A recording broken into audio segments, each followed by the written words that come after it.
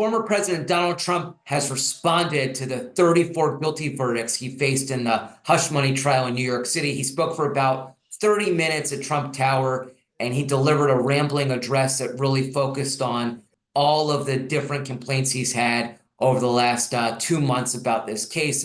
And he rehashed in some detail a lot of the concerns that he's been raising. And I've been treated very badly by two other judges also, because it's all the same thing.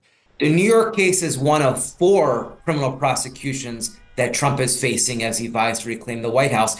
Interestingly enough, it might be the only one in which he faces trial before the November presidential election. For a variety of different reasons and different explanations, the other 3 have been snarled by different delays that are really calling into question the timing of it. Let's start in Washington. That's where he faces a federal case charging him with plotting to overturn the 2020 election. We are awaiting in the coming weeks a decision by the Supreme Court on whether a former president is immune from prosecution for official acts taken in office. In Florida, where Trump is charged with illegally hoarding classified documents, there have been a series of delays as the judge there has allowed unresolved motions to pile up without any sort of resolution.